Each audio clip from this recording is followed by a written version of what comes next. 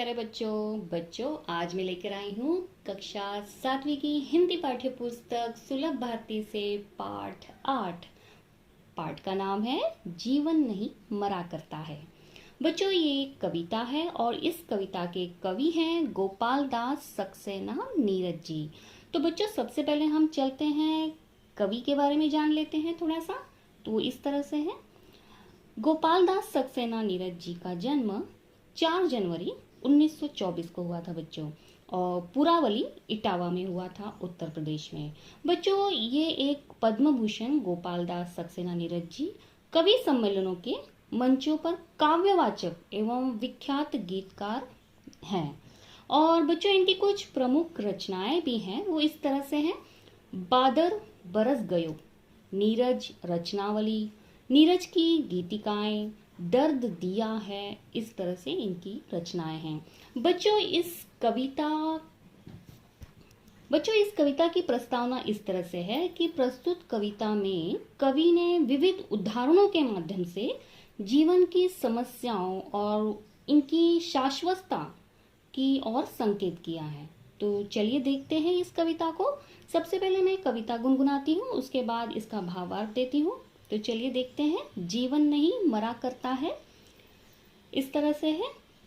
छिप छिप अश्रु बहाने वालों, मोती व्यर्थ लुटाने वालों, कुछ सपनों के मर जाने से जीवन नहीं मरा करता है। माला बिखर गई तो क्या, खुद ही हल हो गई समस्या। आंसू गर नीलाम हुए तो समझो पूरी हुई तपस्या। रूठे दिवस मनाने वालों, फटी कमीज सिलाने वालों, कुछ दीपों के बुझ जाने से आंगन नहीं मरा करता है। खोता कुछ भी नहीं यहाँ पर, खोता कुछ भी नहीं यहाँ पर, केवल जल्द बदलती पोथी, जैसे रात उतार चांदनी, पहने सुबह धूप की धोती। वस्त्र बदल कर आने वालों, चाल बदल कर जाने वालों, चंद खिलौनों के खोने से बचपन नहीं मरा करता है। कितनी बार गगरिया फूटी, शिकन न पर आई पनघट पर, कितनी बार किश्तियां डूबी, चहल पहल वही है तट पर। तम की उम्र बढ़ाने वालों, लौ की आयु घटाने वालों, लाख करे पतझर कोशिश पर, उपवन नहीं मरा करता है। लूट लिया माली ने उपवन, लूटी न लेकिन गंध फूल की, तूफानों तक ने छेड़ा पर, खिड़की बंद न हुई धूल की। नफरत गले लगाने वालों, सब पर धूल उड़ाने वालों, कुछ मुखड़ों की नाराजी से दर्पण नहीं मरा करता है। जीवन नहीं मरा करता है। बच्चों चलिए देखते हैं इस कविता का भावार्थ इस तरह से है। बच्चों इस कविता का भावार्थ इस तरह से है कि इस कविता में कवि ने मनुष्य को आगे बढ़ने के बारे में बताया है। यदि जीवन में कुछ मुश्किलें आ जाए तो जीवन नहीं मर करता। और छिप छिप कर आंसू बहाने वालों यानी बिना मतलब के रोने से और कुछ सपनों के टूट जाने से जीवन नहीं मरा करता है, इस तरह से कहा है। और कवि कहते हैं कि सपना तो बंद आंखों और खुली आंखों द्वारा देखा जाता है, उसका टूटना तो कच्ची नींद की तरह है। और कवि कहते हैं कि कुछ मुसीबतें आ जाने से जीवन नहीं मरा करता है।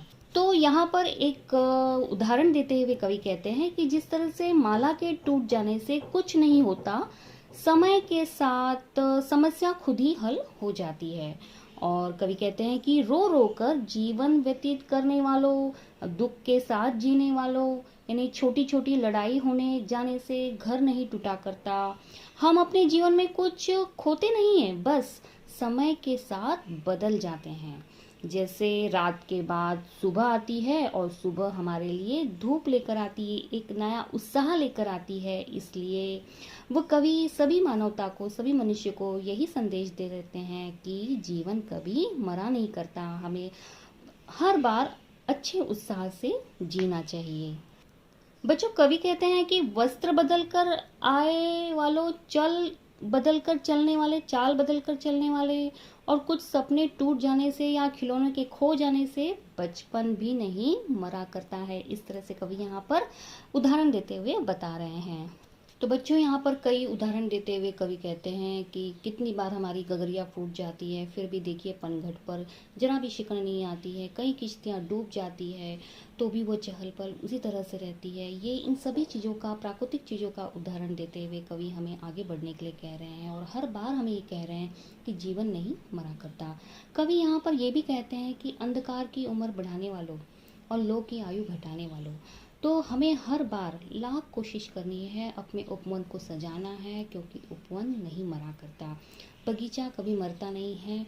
और चाहे लूट ले माली उपवन को, पूरे उपवन को, पूरे बगीचे को मालिक कितना ही लूट ले, लेकिन फूल की गंध नहीं लूट सकता। तूफानों तक ने छेड़ा है इस खिड़की बंद न हुई धूल को, तूफान आ जाते हैं, धूल इधर उधर हो जाती है, लोग एक दूसरे को नफरत से गले लगाने लगते हैं, तो लेकिन जीवन फिर भी मरा नहीं करता, क्योंकि जो नाराज़गी है वो हटानी ही होती है। कुछ मुखड़ों से, कुछ बातों से, नाराज़गी से देखिए दर्पण भी नहीं मरा करता। तो हम इंसान, हम मनुष्य इस तरह से आगे बढ़ते रहते हैं, होना चाहिए। इन उदाहरणों के माध्यम से हमें हमेशा याद रखना होगा कि जीवन नहीं मरा करता। तो बच्चों, उम्मीद करती हूँ कि आप लोगों को ये कविता अच्छी तरह से समझ में आ ही गई होगी, आपको इससे सीख कुछ न कुछ तो मिल ही गई होगी। तो चलिए फिर मिलते हैं अपनी वीडियो में, तब तक के लिए Go and subscribe to my channel. Also press the bell icon.